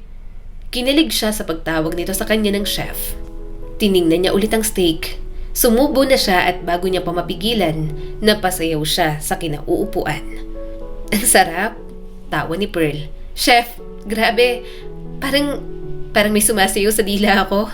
Napahinto si Anton, nakangiti, pero may kakaibang kislap sa mata. Totoo? Oo, ang lambot. Tapos yung sauce, parang hindi ko na gusto pang magtrabaho bukas. Kain na lang ako ng ganito. Delikado yan. Natatawang sagot ni Anton habang naglalakad papalapit. Baka sabihin mo, ako may kasalanan kung bakit ka tatamarin. Ikaw naman kasi, masyado kang magaling magluto. Habang tawa ng tawa si Pearl, napansin niyang bigla itong tumigil sa harap niya. Ang mga kamay ni Anton ay nakasandal sa mesa at bahagyang nakayuko. Sandaling bumaba ang paningin nito sa kanyang mga labi, bago sa mga mata, at bumalik ulit sa mga labi. Bahagya tuloy na conscious si Pearl. Pearl, mahinang tawag ni Anton. Tumingala siya at doon ay nakita niya. Hindi ang chef na sanay tumanggap ng papuri, kundi isang lalaking halatang nilalabanan ang sariling damdamin. Chef, napalunok si Pearl. Ngumiti ito pero marahan at parang nahihirapan. Alam mo bang, tuwing nakikita kitang ngumingiti habang kumakain, parang ako yung nabubusog. Ha? Joke ba yan? Napatawa si Pearl pero may kakaibang kabog sa dibdib. Hindi ako nagbibiro. Chef, napatigil siya. Dahan-dahan niyang ibinaba ang tinidor. Anton, tawagin mo akong Anton, kahit ngayon lang. Anton, ulit ni Pearl at para bang sa mismong pagbigkas ng pangalan, may kung anong lumuwag sa pagitan nila. Lumapit pa ito hanggang halos maramdaman niya ang init ng hininga ng lalaki.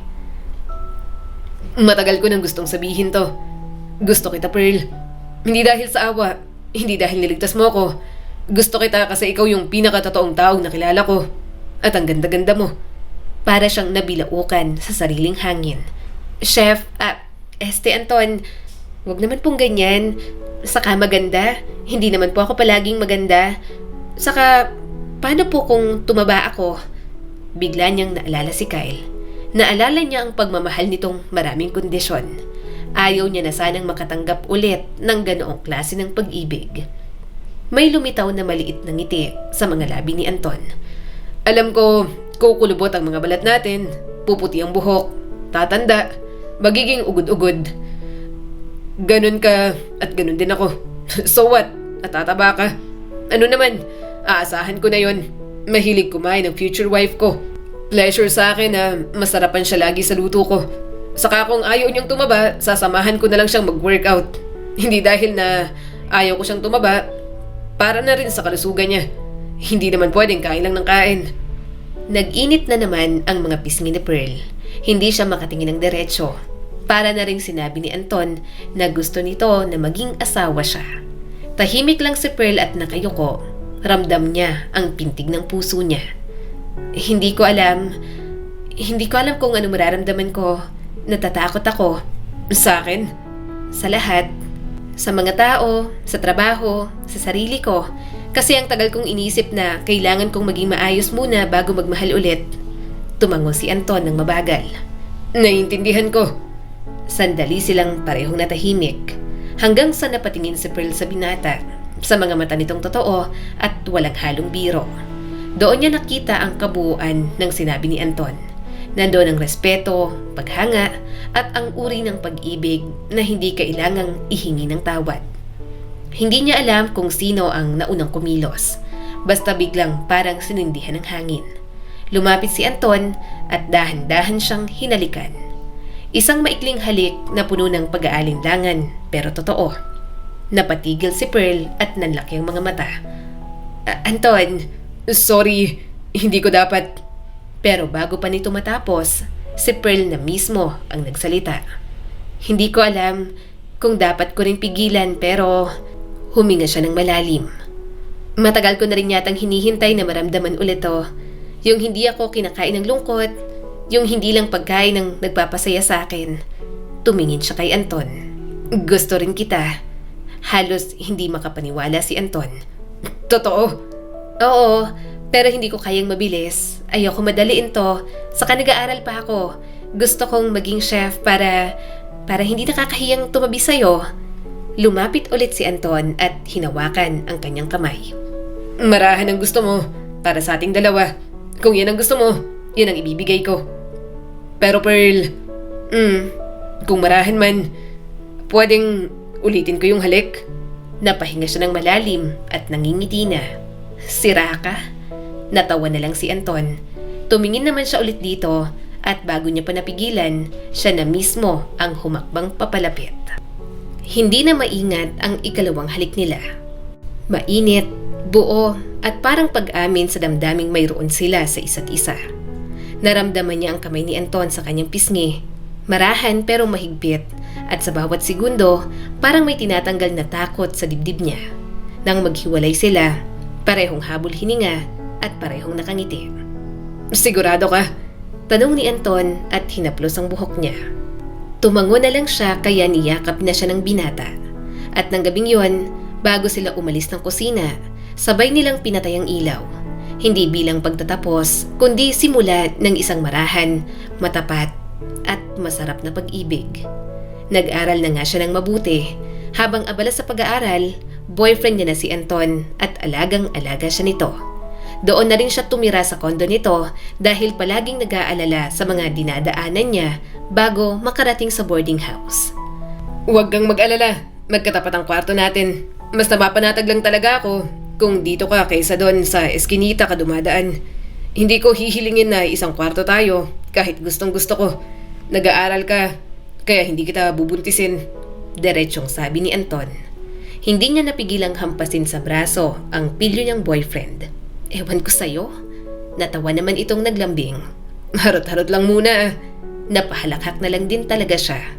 Pakiramdam ni Pearl, makakagraduate na lang talaga na magpo-propose na ng kasal si Anton. Ramdam niya rin kasi na atat na ito. Walang araw na hindi nababanggit ang mga plano kapag mag-asawa na sila. Kaya nang makagraduate, hindi siya nagkamali ng hinala. Talagang nag-alok na ng kasal si Anton. Kaya ngayon nakasal na sila, pakiramdam niya ay napakaswerte niya sa buhay. Hindi dahil mayaman si Anton, kundi dahil maalaga, mapagmahal at palaging supportive ang asawa niya sa lahat ng bagay. Pero kahit masaya na si Pearl, alam niyang may mga sugat siya na kailangan niyang isarado para tuluyang maghilom. Mainit ang araw nang pumasok si Pearl sa loob ng New Bilibid Prison. Sa bawat hakbang, parang mas bumibigat ang dibdib niya. Matagal niya nang pinlano yon. Pero ngayong nandito na siya, parang gusto niyang umatras. Sa loob ng receiving area, may lumang electric fan na paikot-ikot. Miss Garcia, Tawag ng gwardya. Tumayo siya agad. Opo. pwede na kayong pumasok. Hall C, Table 7. Tumango si Pearl at huminga ng malalim. Sa unang tingin pa lang niya, parang may humaplos na sa puso niya nang makita si Tomas. Ang dating matipuno niyang ama, ngayon ay payat na, kulay abo ng buhok, at halos lumuwa na ang mga mata. Pa, mahina niyang tawag. Nag-angat ng tingin si Tomas, sandali itong parang hindi makapaniwala. Pearl, Ngumiti siya rito. Oo pa, ako to. Napatayo si Tomas at nanginginig ang mga labi. Anak ko. Lumapit siya at nagyakap sila. Hindi mahigpit, pero sapat para pawiin ang ilang dekadang galit na nilamon ng katahimikan. Ang tagal mong hindi nagpakita. Akala ko yayaw mo na sa akin. Sabi ni Tomas, paos ang boses. Matagal din ako nagalit pa, pero hindi ko naman kayang itapon lahat. Dumating ako kasi gusto kong tapusin to. Inilabas niya ang mga pagkaing dala. May dala akong pagkain. May adobo rin po na favorite mo, di ba? Salamat anak. Hindi ko alam kung karapat-dapat pa akong tanggapin mo. Nanginginig ang kamay ng matanda nang hawakan siya nito. Tinitigan siya ni Pearl ng marahan. Wala na akong galit. Noon, oo, galit ako kasi palagi kaming gutom. Kasi palagi kang wala. Tapos si Mama, hindi niya na ituloy. Napailing siya. Pero naiintindihan ko na ngayon, gutom lang talaga tayo noon. Hindi lang sa pagkain kundi sa pag-asa. Wala tayong pera, palagi nating kailangang magtipid. Napatungo si Tomas at tumulo ang luha nito. Kung pwede ko lang sanang balikan ang lahat. Hindi ko sana pinabayaan si Mama mo. Hindi ko rin kayo masyadong iniisip nun. Ang kapal ng mukha ko. Pa, putol ni Pearl ng marahan. Tama na po, tapos na po yun. Hindi na mababago yung nakaraan. Pero pwede pa naman po tayong magpatawad. Wala na akong galit pa. Kain ka na mabuti ha. Sikapin ko po na makabisita rito. Pero hindi ko kaya. Magpapadala po ako ng pagkain para sa inyo. Tumango si Tomas. Umiyak na parang batang pinatawad. Salamat anak. Salamat sa inyo ng mga kapatid mo. Habang naglalakad si Pearl palabas, ramdam niyang gumaan ang dibdib niya. Parang may matagal na siyang kargang bato na unti-unting natunaw. Ang gutom na yon na matagal niyang binuhat sa puso, sa wakas, busog na rin sa kapatawaran. Ilang linggo pagkatapos, may isa pang nagbabalik sa kanyang buhay. Tahimik ang lounge ng Larena Hotel and Restaurant nang may biglang sigawan sa labas. Pearl! Pearl Garcia! Napalingon ng staff. Lumapit si Miss Karina doon. Ano to? Nakita ni Pearl ang babaeng sumisigaw. Payat, gusot ang damit at halatang pagod. Hindi na niya kailangang tanungin kung sino. Mama? Pearl! Iyak ni Lydia. Anak! Diyos ko, anak ko! Sabi na asawa ka nga ng may-ari. Diyos ko! Tapos ayaw niyo pa akong papasukin. Mabilis itong pinigilan ni Miss Karina. Ma'am, bawal po pumasok dito ng walang proper attire. Kung gusto niyo pong makausap si Chef Pearl, doon po tayo sa opisina. Tumango si Pearl at napalunok. Okay lang, Miss Karina. Ako na pong bahala. Sa office, inilapag ni Pearl ang tray ng pagkain sa harap ng ina. Kumain ka muna, ma. Sabi niya nang mahinahon. Ngumiti si Lydia at namamangha sa mga pagkaing nakahain. Anak, ang ganda-ganda mo na. At ang yaman ng lugar mo. Grabe, chef ka na pala. Hindi ako makapaniwala. At ang sarap ng mga pagkain. Pumunta ako sa mga kapatid mo. Mga makakapalang mukha. Pinagtatabuyan ako. Kaya sa'yo ako pumunta. Narinig kong mayaman ka na. At talagang totoo nga. Marami pong taon bago ko narating to, Ma. Hindi madali. Saka asawa ko po ang mayaman. Hindi po ako. Tumango si Lydia. Ganon din yun, anak. Kaya nga ako nandito. Iniwan ako ng lalaki ko. Wala akong pera. Wala akong mauuwian. Anak, tulungan mo naman ako. Hindi agad sumagot si Pearl. Pinagmasdan lang niya ang ina. Gutom ka, Ma. Kain muna. Sarap na sarap si Lydia sa pagkain. Nang patapos na ito, doon lang ulit nagsalita si Pearl. Ma, tumigil si Lydia at napatingin sa kanya. Naalala mo po nung bata pa ako? Lagi mong sinasabing itlog lang ang para sa amin. Kasi bata pa kami. Kasi hindi kami yung nagtatrabaho. Hindi nakasagot si Lydia. Akala ko noon, normal lang yon. Patuloy ni Pearl. Pero habang lumalaki ako, doon ko naintindihan, hindi pala gutom yung nararamdaman ko. Ang sakit pala ng pakiramdam na hinahayaan nyo lang kaming matakam, kulangin para masarap ang inyo. Napayo ko si Lydia. Anak, pasensya na. Hindi lang pagkain, Ma. Putol ni Pearl. Pati pagmamahal. Lahat may sukat, may kondisyon, lahat may dahilan. Parang kahit atensyon lang, parang hirap na hirap po kayong ibigay sa aming magkakapatid. Parang pinalaki nyo lang po kami kasi kailangan. Basta na iraos, okay na. Tumulo ang mga luha ni Lydia. Hindi na ito makatingin sa kanya. Pero ngayon, patuloy ni Pearl. Kahit na lahat ng yon, pinatawad ko na rin. Pinatawad ko na kayo ni Papa. Kahit na nagdadamot po kayo sa masarap na pagkain noon, maghahain pa rin po ako ng masarap na pagkain para sa inyo. Napahikbi na ang kanyang ina. Pasensya na. Tumango siya. Kasi kung hindi ko kayo mapapatawad, parang dinadala ko pa rin yung gutom na yon sa sarili ko. At pagod na akong magutom, Ma. Dahan-dahang bumaba ang tinidor mula sa kamay ng ina. Pinunasan nito ang luha.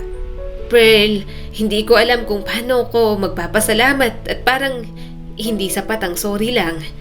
Ngumiti siya ng marahan. Kain ka na, Ma. May dessert pa po.